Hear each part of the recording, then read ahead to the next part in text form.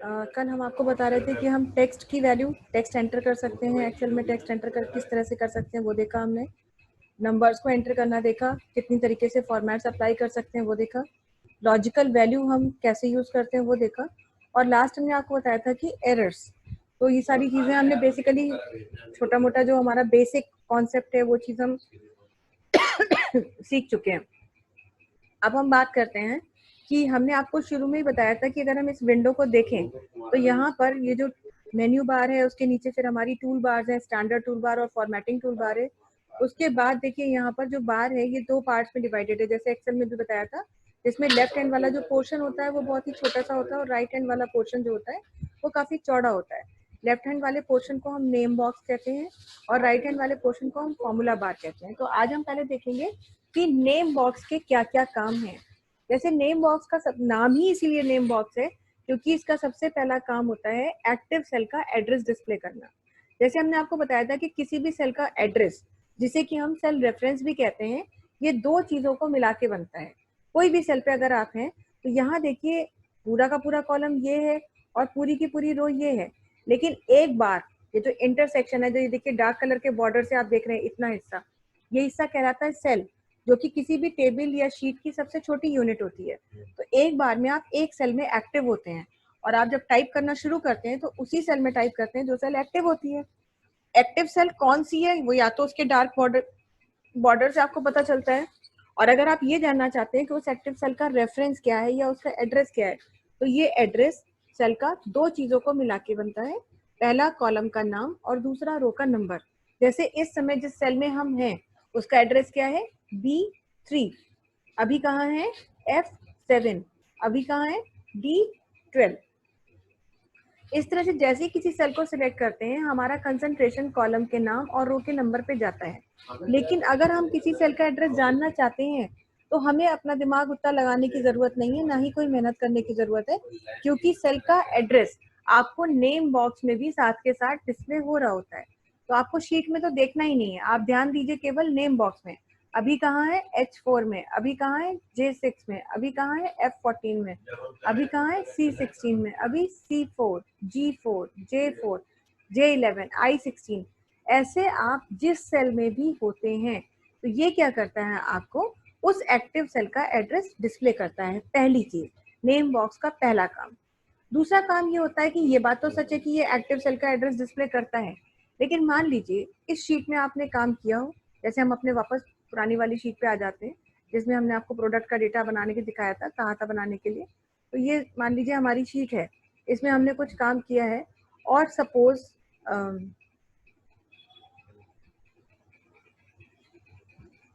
हम यहाँ हैं कहीं भी अपनी शीट में, ठीक है, और हमें जाना है एक स्पेसिफिक सेल पे। हमें मालूम है कि हमने कोई काम किया हुआ है और उस सेल पर हमको जाना है, तो उस सेल का एड्रेस हमें पता होना चाहिए। तो अगर हमें मालूम है कि हाँ उस सेल का एड्रेस है मान लीजिए O20, तो पहले हम O कॉलम तक जाएंगे, ऐसे ये आ गए, और फिर O20 कौन सी है, ये देखिए 20। तो यहाँ क्लिक किया तो पता चल गया कि भाई ये वाली वो सेल है।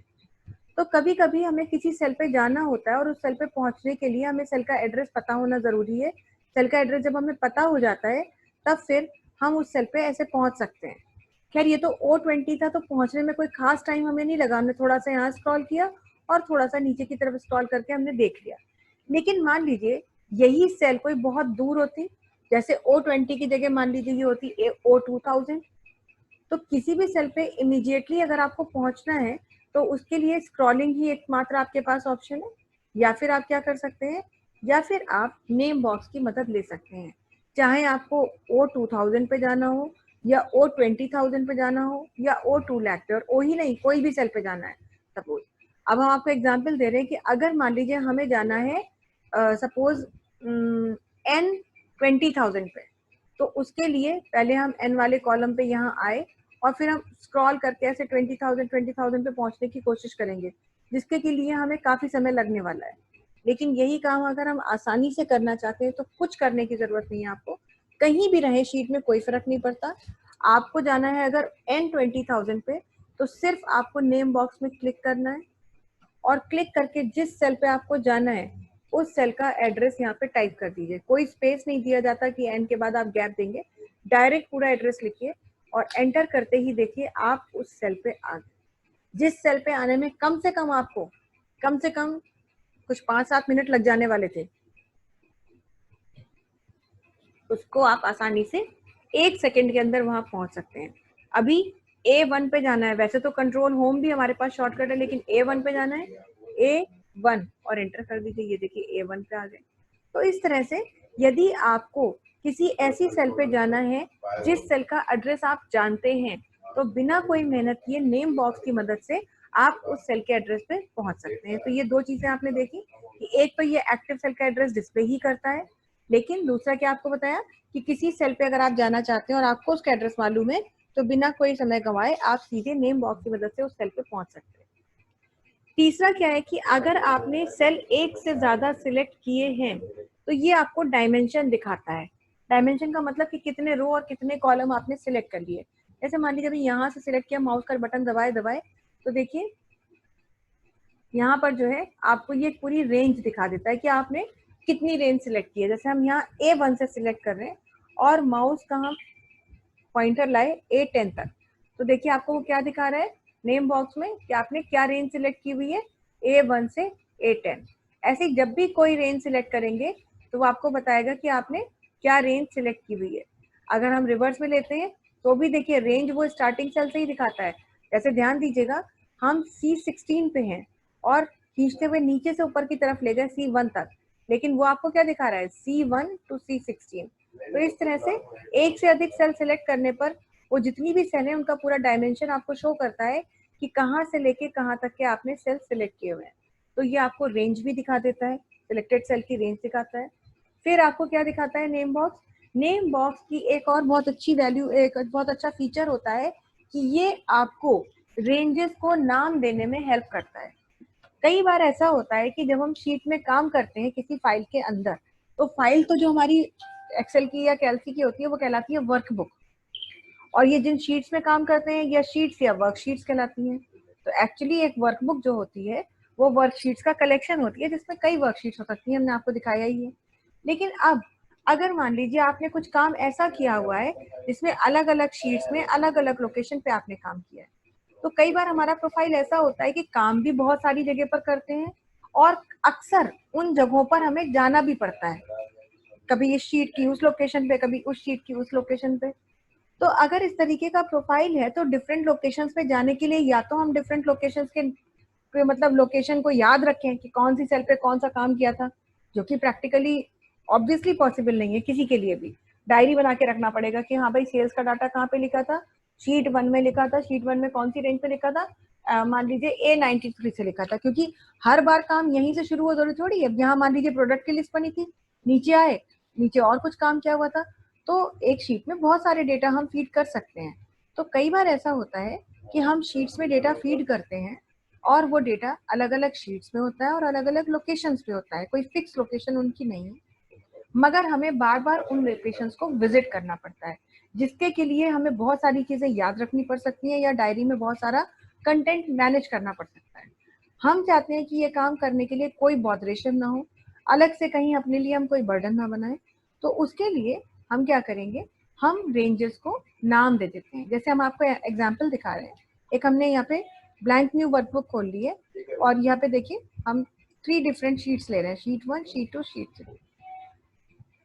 ऐसा मान के चल रहे हैं कि इस शीट में बहुत सारा काम पहले से किया था, लेकिन यहाँ पर कहीं हमने क्या किया, यहाँ पर हमने मान लीजिए कुछ लोगों के नाम लिखे और नाम लिखने के साथ यहाँ पे हमने कुछ नाम लिख लिए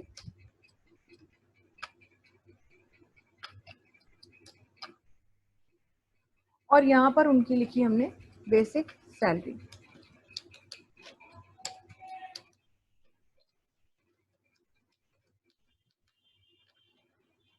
ठीक है, और हम ये डाटा हमने शीट 3 में दिया है। ठीक, अब शीट 2 में हम आए, शीट 2 में भी कहीं बहुत आगे या बहुत नीचे या कहीं पर भी ऐसी लोकेशन पर, यहाँ पर भी हमने वही करा, नाम लिखे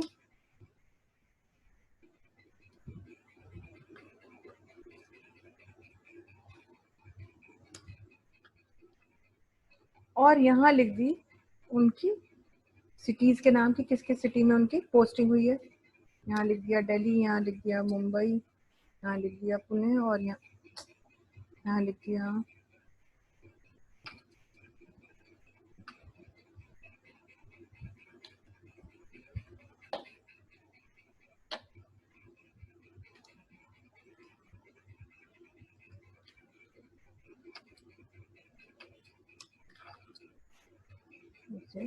झांसी। तो एक जगह पर डेटा बना हुआ है हमारा, जहाँ पर हमने फीड किए हुए सिटीज के नाम, एक जगह पर उन्हीं लोगों की हमने बेसिक सैलरी फीड की हुई है, और तीसरी शीट में, एक और शीट में कहीं पर भी हमने फीड किया हुआ है उन लोगों का नाम लिखे हैं, अमन, नमन, नैना और अदिति, और यहाँ पर लिखा है इनका पोस्ट।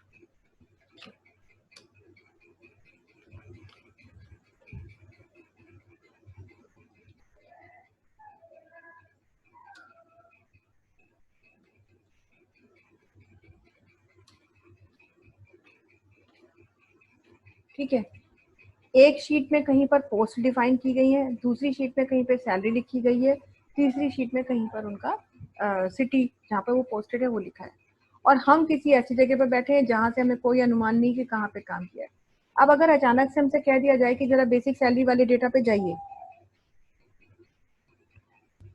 जिसके बारे में ना तो हमें ये याद है कि हमने कौन सी शीट में दिया, और ना ही ये याद है कि कौन सी लोकेशन पे दिया, सामने वो डेटा है भी नहीं कहीं, तो बहुत मेहनत करनी पड़ेगी ढूंढने के लिए, बड़ी मेहनत है इसके लिए, आप डिफरेंट व्यूज में जाना होगा, तब काम करना होगा।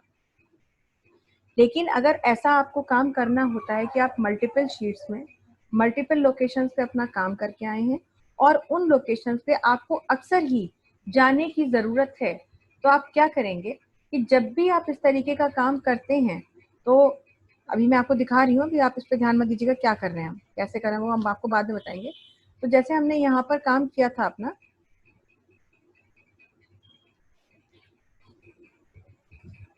ये जो हमने काम अपना किया हुआ था यहाँ पे,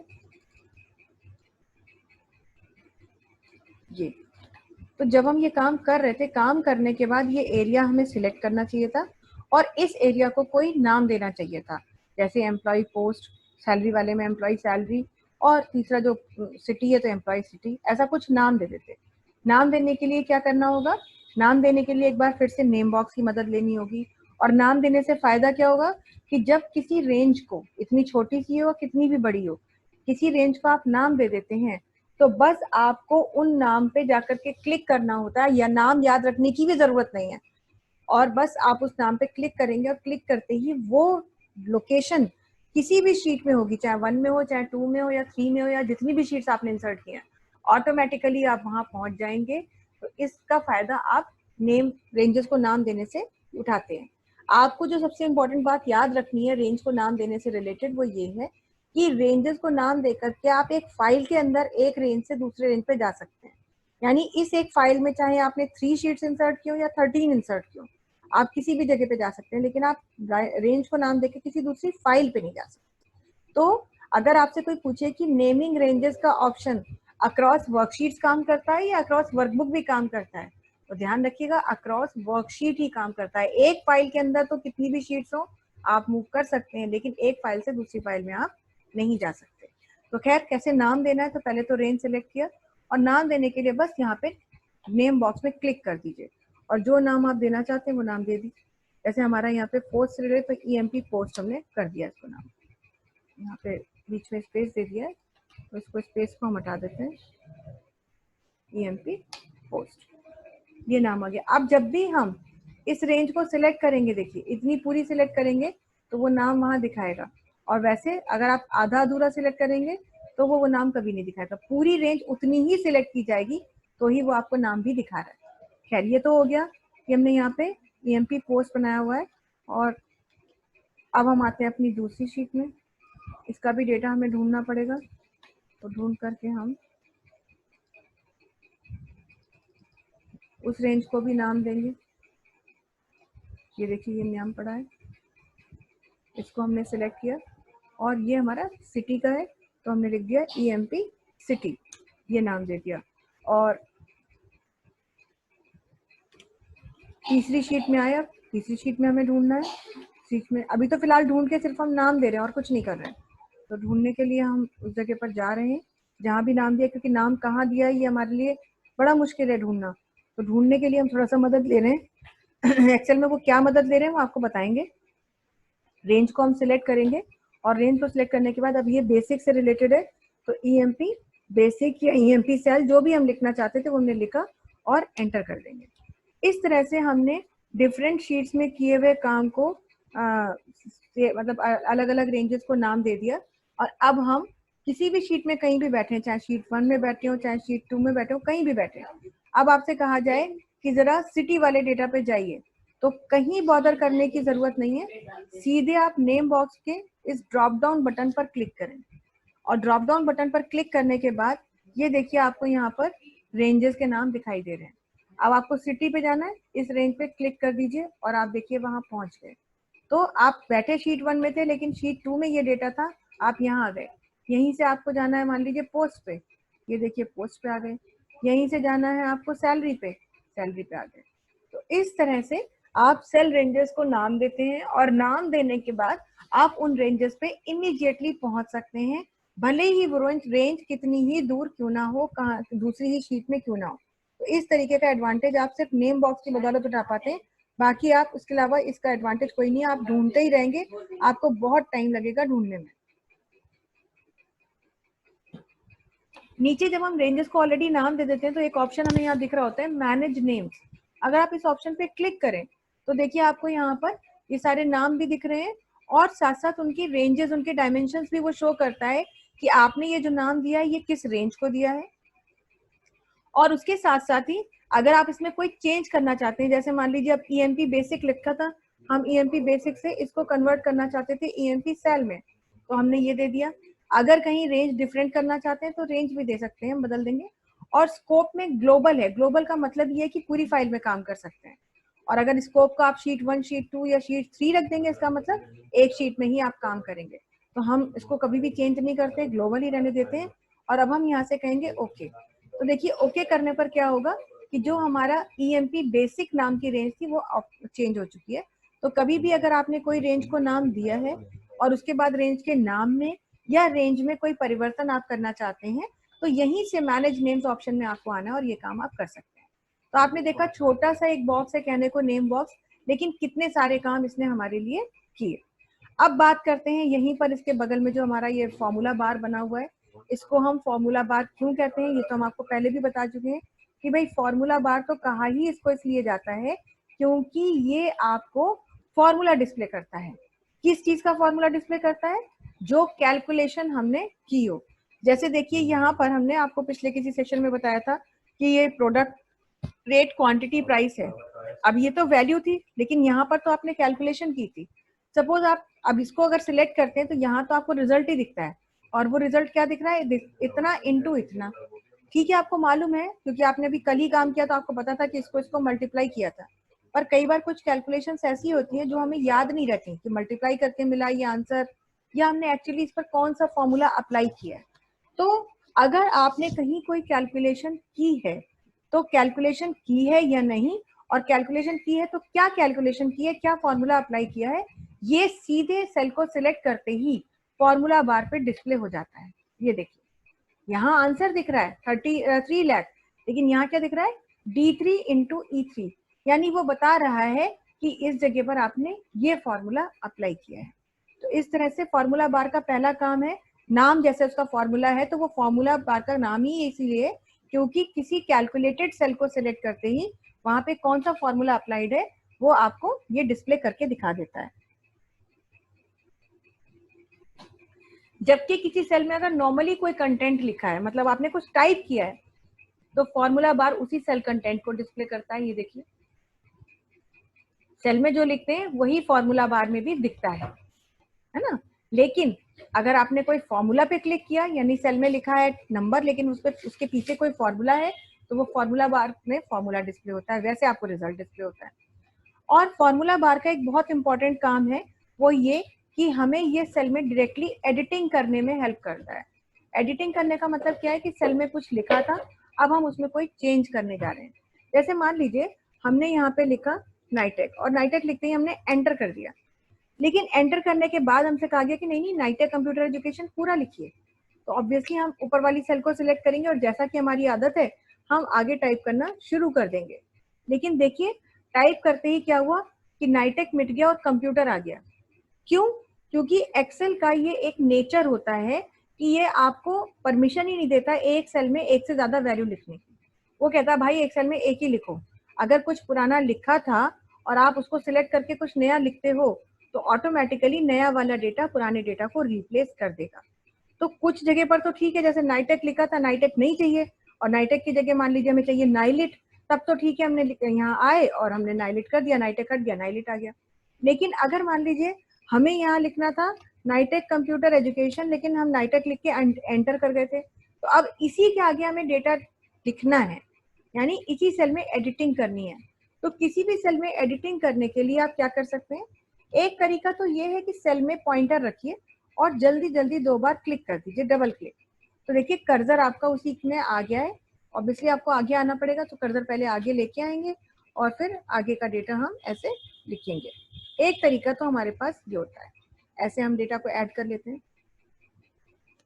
डबल क्लिक करने से क्या होता है, कई बार तो डबल क्लिक करने पर कर्सर लास्ट में आ जाता है और कई बार ऐसा होता है कि आगे लाना पड़ता है। तो हम चाहते हैं कि कर्सर भी एंड में ही आए, तो डबल क्लिक ना करके क्या कर सकते हैं, एक बार फिर से फॉर्मूला बार की मदद ले सकते हैं। जैसे इसमें लिखना था तो इसे सिलेक्ट किया, लेकिन क्लिक कहाँ कर दिया, फॉर्मूला बार पे, वहां पे कर्सर जो है वो लास्ट में ही आता है और फिर आपको जो भी लिखना है वो आप अपना डेटा टाइप करिए और एंटर करते ही आप देखेंगे कि वो डेटा आपकी सेल में अपडेट हो गया है। तो सेल में इस तरह से भी आप एडिटिंग कर सकते हैं, और दूसरा एक तो डबल क्लिक करके भी एडिटिंग कर सकते हैं और दूसरा आप सेल फॉर्मूला बार में क्लिक करके भी एडिटिंग कर सकते हैं। ठीक, तीसरा क्या तरीका होता है, तीसरे तरीके के बारे में हम बात करते हैं कि जैसे नाइटेक लिखा, अब हम नहीं चाहते थे कि हम माउस यूज करें, फॉर्मूला बार पे क्लिक करें, इतनी देर में तो बहुत टाइम लग रहा है मतलब हमको, तो हम चाहते हैं कि ये काम कीबोर्ड से ही हो जाए।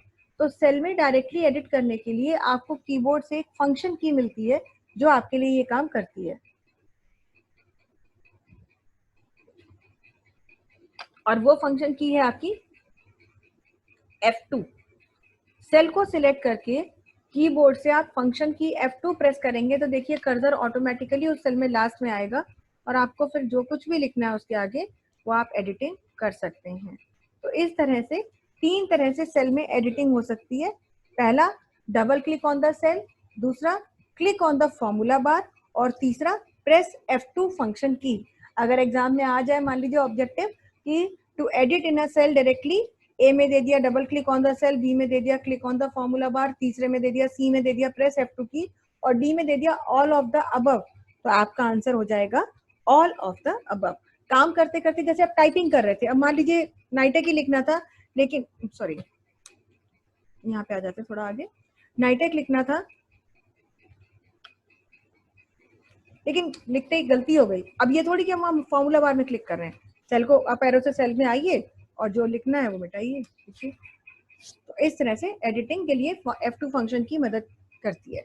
हालांकि हमने आपको ये भी बताया था कि जब हम सेल में कुछ भी लिखते हैं तो देखिए लिखना शुरू करते ही वहां पे टिक और ये क्रॉस बन के आ जाते हैं, और ये टिक बटन जो है ये आपका एंटर बटन होता है, यहाँ पर इसे हम एक्सेप्ट कहते हैं, और ये कैंसिल होता है। ठीक है, तो ये एंटर और कैंसिल वैसे तो फॉर्मूला या फंक्शन से ही रिलेटेड है, लेकिन अगर आप कुछ टाइप कर रहे थे और बाद में आपको नहीं चाहिए, लिखते लिखते पहले तो आपने लिखना शुरू किया लेकिन लिखते लिखते ही आपने ये रियलाइज किया कि आपको ये डेटा नहीं चाहिए, तो नहीं चाहिए तो या तो आप बैक स्पेस से इसे मिटाएंगे, जितने अक्षर थे उतनी बार आप बैक स्पेस प्रेस कर रहे हैं, या फिर सीधे सीधे कैंसिल बटन पे क्लिक करके आप बाहर आ सकते हैं। तो एक तरीका ये भी होता है काम करते हुए थ्रू आउट, मतलब you are still typing in the cell, cursor is still blinking in your cell and you realise that you don't want this thing, entire जो आपने लिखा है उसे रिमूव करने के लिए या तो आप बैक स्पेस यूज कर रहे हैं, या फिर कुछ लोग कहते हैं कि बैक स्पेस में तो टाइम ज्यादा लगता है, अरे नहीं चाहिए तो एंटर करके अगली सेल में आए, पिछली सेल में आए, डिलीट किया। लेकिन अगर लिखते लिखते कुछ नहीं चाहिए तो सीधे यहीं से कैंसिल कर दीजिए। और इसी तरह से अगर कोई फॉर्मूला बार में फॉर्मूला आप लगा रहे हैं या आपने कुछ भी लिखा और आपको बाद में वो चाहिए, मतलब उसको रखना ही है, तो कीबोर्ड से हम एंटर की दबाते हैं जो हमने आपको पहले ही बताया, और अगर आप एंटर की नहीं दबाना चाहते हैं तो यहीं से क्लिक कर दीजिए, तो वो आपका डेटा एक्सेप्ट हो जाएगा। तो इस तरह से आप डेटा को फीड करते हैं और फॉर्मूला बार की मदद लेते हैं। फॉर्मूला बार में यहाँ पर आपको 2-3 बटन और मिलते हैं। जैसे पहला बटन होता है ये इज इक्वल टू का, वहां पर इज इक्वल टू नहीं होता है एक्सेल में, यहाँ पर होता है। और ये इज इक्वल टू का बटन होता है फॉर्मूला के लिए, मतलब अगर किसी सेल में कोई फॉर्मूला आपको लगाना है तो उसके लिए देखिए इज इक्वल टू पे करते ही सेल में आपका इज इक्वल टू का साइन आ गया, और फिर आपको जो भी फॉर्मूला लगाना है आप लगा सकते हैं। तो ये इज इक्वल टू का sign, it is a kind of beginning of a cell to start with a formula. एक तो ये बटन होता है यहाँ पर। दूसरा क्या होता है यहाँ पर, ये आपका एक सिग्मा जैसा बटन बना होता है, इसमें ये फंक्शन की लिस्ट होती है। सिलेक्ट फंक्शन का ऑप्शन है और कुछ कॉमनली यूज फंक्शंस यहाँ पर दिख रहे होते हैं। जो सबसे कॉमन है वो फंक्शंस की लिस्ट यहाँ दिखती है, इनमें से कोई भी फंक्शन आप यूज कर सकते हैं। जैसे देखिए अगर हम यहाँ पर कुछ वैल्यूज आपको लिख के दिखा दे रहे हैं, ठीक है, मैं कुछ यहाँ पे वैल्यूज लिख के, और हमें यहाँ पर टोटल करना था, लेकिन टोटल करने के लिए अगर हम ज़्यादा समय अपना नहीं लगाना चाहते हैं तो यहीं से आएंगे और सम पे क्लिक करेंगे और एंटर कर दें या यहीं से एक्सेप्ट कर दें। तो देखिए टोटल आ गया। आपको ये पता भी नहीं था कि ये टोटल कैसे कैलकुलेट होगा, इसके लिए कौन सा फंक्शन बना है, इसके लिए क्या होना है, बट स्टिल आपने ये काम कितनी आसानी से कर दिया। इसी तरह से एवरेज निकालना है, कोई दिक्कत नहीं है, यहीं आइए एवरेज पे क्लिक करिए और एंटर कर दीजिए, हो गया। आपको हाईएस्ट वैल्यू निकालनी है, मैक्स पे आइए, टिक कर दीजिए, हाईएस्ट वैल्यू निकल के आ गई। इसमें से सबसे बड़ी वैल्यू कौन सी है, स्मॉलेस्ट निकालना है, मिन पे आइए और टिक कर दीजिए। तो देखिए कितनी आसानी से ये आपके लिए सारे काम करता है। तो ये आपका इंसर्ट फंक्शन का, सिलेक्ट फंक्शन का ऑप्शन होता है, जिसमें कि पहले से कुछ 4-5 फंक्शन पड़े हैं, और ये 4-5 फंक्शन वही फंक्शन है जो सबसे ज्यादा जरूरत में आते हैं, और उनमें से आप कोई भी सिलेक्ट करके एक्सेप्ट बटन पे क्लिक करते ही उस फंक्शन को अप्लाई कर सकते हैं। अगर आप एक्सेप्ट बटन पे क्लिक नहीं करना चाहते तो आप एंटर भी प्रेस कर सकते हैं। उसके बाद लास्ट बटन होता है इसमें इंसर्ट फंक्शन।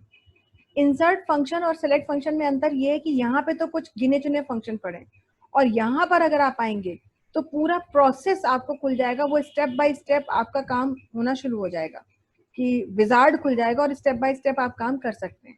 कैसे, यहाँ पर आपको कैलकुलेशन यही करना है। मान लीजिए इन सब का टोटल निकालना था, पर आपको नहीं पता कि टोटल कैसे निकलेगा, तो आप इंसर्ट फंक्शन विजार्ड के पे आ सकते थे। सबसे पहले तो वो कह रहा है आप फंक्शन सिलेक्ट करें, तो आपको फंक्शन नहीं पता तो या तो आप यहीं से ढूंढें, पर ऑब्वियस सी बात है कि जब आपको ढूंढना होगा तो आपको ये भी पता होना चाहिए कि ये फंक्शन क्या करता है। तो अभी तो आप मान लीजिए अपने ऐसे गेस वर्क पे काम कर रहे हैं, तो आपने कहा कि जोड़ने से रिलेटेड फंक्शन, अब ऐड, पहले तो हमने देखा ऐड कोई फंक्शन है, तो यहाँ आए हमने कहा ऐड तो कोई फंक्शन नहीं है। एड्रेस फंक्शन है, तो देखा कि एड्रेस फंक्शन कहीं जोड़ने के लिए तो नहीं होता, क्योंकि हमें तो पता नहीं। लेकिन जो फंक्शन हम यहाँ सिलेक्ट करते हैं तो वो फंक्शन क्या करता है वो बता रहा है। तो लिखा है returns the reference to a cell as text, मतलब ये कम से कम जोड़ तो नहीं रहा है, हम जो भी कर रहा है ये जोड़ नहीं रहा है। वैसे जोड़ते ढूंढते ढूंढते ढूंढते हमने कहा ऐड करने को सम भी बोलते हैं, तो हम थोड़ा लिस्ट में नीचे की तरफ एस की तरफ आए, एस अल्फाबेट पे आएंगे, और अब हम देखेंगे कि यहाँ कहीं सम से रिलेटेड कोई फंक्शन है। तो ये देखिए ढूंढते ढूंढते यहाँ पर सम से रिलेटेड 3 फंक्शन, बल्कि 4, 5, 6 इतने सारे फंक्शन मिल गए। तो सबसे पहला तो यही है, इसको सिलेक्ट करेंगे तो बता रहा है returns the sum of all argument, यानी सभी वैल्यूज का सम रिटर्न करता है। जाहिर सी बात है, अब इतना तो आईक्यू हमें यूज करना ही होगा कि हाँ भाई ये काम कर रहा है, ठीक है। अब हमने फंक्शन को यहाँ सिलेक्ट कर लिया, और उसके बाद क्या कहेंगे, नेक्स्ट। नेक्स्ट में अब आपसे कह रहा है कि आप वो वैल्यू लेकर के आइए, कहाँ है वैल्यूज जिन्हें आप जोड़ना चाहते हैं। तो देखिए बता रहा है फर्स्ट नंबर क्या है, तो हम यहाँ से इस पर क्लिक कर देंगे।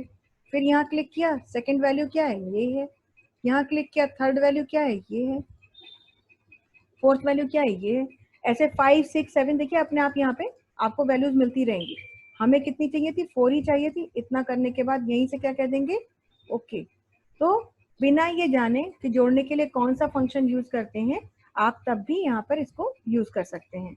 तो इस तरह से एक तरीका ये भी आपके पास होता है, जिससे कि आप ये देख पाते हैं कि एक फंक्शन कैसे विजार्ड की मदद से इंसर्ट होता है। ये तो विजार्ड जोड़ने का था, जोड़ना तो बहुत सिंपल टास्क है, लेकिन आगे हम आपको डिफिकल्ट फंक्शंस को भी यूज करना सिखाएंगे। तो ये पूरा का पूरा फॉर्मूला बार का काम होता है।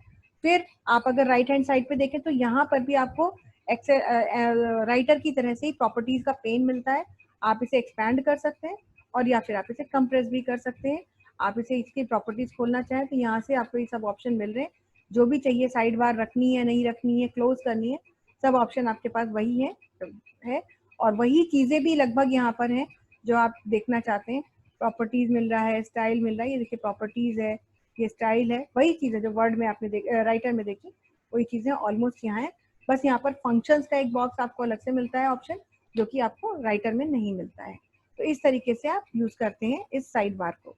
नीचे आप देख ही रहे हैं कि यहाँ पर आपको हम बता ही चुके हैं कि ये आपको यहाँ पे शीट टैब्स मिलते हैं। और उसके बाद सबसे नीचे हमको मिलती है एक और बार जिसको हम कहते हैं स्टेटस बार। तो स्टेटस बार एक्चुअली आपको क्या बताता है? स्टेटस बार एक्चुअली आपको ये बता रहा है कि भाई आप किस शीट पे हैं और टोटल कितनी शीट्स हैं। लेकिन इसके अलावा यदि अगर हम यहाँ पर कोई भी मतलब नंबर्स लिखते हैं और वो वैल्यू हम सिलेक्ट करते हैं, मतलब जब कोई भी नंबर्स हमने लिखे कहीं भी किसी सेल में और उस रेंज को हमने सिलेक्ट कर लिया, तो ऑटोमेटिकली हमारा कैल्सी सॉफ्टवेयर क्या करता है, ये 3 कैलकुलेशंस के आउटपुट हमें अपने आप ही दिखाता है, खुद ही दिखाता है। देखिए हम सिलेक्ट करेंगे तो ये दिखा रहा है आपको, यहाँ पे 2 दिखाता है, एक्सेल में 3 दिखाता है कि पहले तो बताता है आपने कितने रो और कितने कॉलम सिलेक्ट किए। ये देखिए बता रहा है 4 रोज 1 कॉलम, ये बता रहा है कि 4 रो और 1 कॉलम आपने सिलेक्ट किया। दूसरा, फिर ये वैल्यूज जो आपने सिलेक्ट किए तो देखिए यहाँ पर देखिए आगे तो बता रहा है कि इसका एवरेज जो वैल्यू आपने सिलेक्ट किए इनका एवरेज है 17.5 और इसका टोटल है 70। तो बाय डिफॉल्ट ये 2 कैलकुलेशंस, एवरेज और सम का आउटपुट भी दिखाता है। तो आपको कैलकुलेशन करने की जरूरत ही नहीं, अगर आपको जोड़ना था तो आपको पता चल गया इनका टोटल सम है। हाँ, अगर आपको प्रिंट कराना है फॉर्मूला लगा करके तो ऑब्वियसली फिर आपको इसका या खुद से फंक्शन लगाना पड़ेगा, काम करना होगा। तो इस तरह से एक्सेल या कैल्सी की ये विंडो होती है। फिर आपके पास जूम का ऑप्शन है, जूम इन यहाँ भी कर सकते हैं। इस तरह से आप जूम इन कर रहे हैं तो बड़ा करके दिखा रहा है आपको, और जूम आउट कर रहे हैं तो ये छोटा करके आपको आपकी शीट दिखा रहा है। बाकी आपकी मर्जी, आप जितना बड़ा करना चाहें उतना कर सकते हैं। इसमें अगर हम इसे सिलेक्ट करते हैं और व्यू में जाके कहते हैं, अगर यहाँ ऑप्शन है तो जूम, तो देखिए यहाँ पर एंटायर पेज को जूम कर रहा है, पेज विड्थ को जूम कर रहा है ना, पेज की चौड़ाई जूम हो रही है।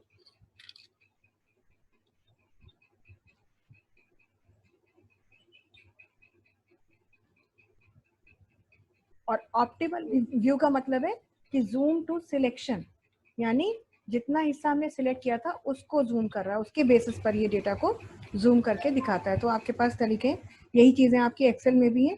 एंटायर पेज ये जूम हुआ और पूरे पेज को उसने जूम किया, पेज विड्थ के हिसाब से जूम किया। और अगर आप तीसरा कहते हैं जूम टू सिलेक्शन, वहां पे बोलते हैं, यहाँ होता है ऑप्टिमल व्यू, तो ये जूम कर रहा है। और इसके अलावा अगर आप चाहें तो देखिए जूम करने के लिए इतने सारे ऑप्शन वही जूम इन के हैं, इतना परसेंट जूम करो, इतना परसेंट जूम करो, इतना परसेंट, तो जितना आपको चाहिए उतना आप जूम करके देख सकते हैं। वहां हमने 200% दिया था, देखिए यहाँ पर भी वो आपको दिखाने लगा कि आपने 200% तक जूम किया हुआ है। इस तरह से एक्सेल में आप चीजों को देखते हैं और उन पर काम करते हैं। आई होप आपने ये बेसिक चीज़ें समझ ली होंगी। बाकी अपने लिटरेचर से थोड़ा पढ़ना शुरू कर दीजिए। जो कोई ऐसा क्रिटिकल वर्ड है या कोई ऐसी चीज़ जो आपको समझ में नहीं आ रही है, आप बताइएगा, उस वर्ड को भी हम आपको आपके लिए एक्सप्लेन कर देंगे। और कल से हम थोड़ा डेटा बनाना सीखेंगे और एक्सेल के फीचर्स पे काम करना शुरू करेंगे। आज के लिए इतना ही रखते हैं। That's all for the day. हाँ, एक बात सुन लीजिए कि कल की क्लास नहीं होगी मॉर्निंग की, इवनिंग की तो होगी, लेकिन कल मॉर्निंग वाली क्लास नहीं होगी क्योंकि कल पूजा है। तो मॉर्निंग टाइम में पूजा में बिजी रहेंगे या फिर तुरंत ही पूजा करके आएंगे, तो शायद क्लास नहीं ले पाएंगे। और तो शायद क्या मतलब, हम 100% बता रहे हैं। इवनिंग वाली CSS वाली क्लास कल आप लोगों की होगी, लेकिन अब जो कैल्सी की क्लास होगी वो हम सैटरडे को लेंगे, कल हम क्लास नहीं लेंगे। तो आज के लिए इतना ही रखते हैं। पढ़ लीजिएगा, देख लीजिएगा बुक से, और कोई डाउट होगा तो please do tell me. That's all for that.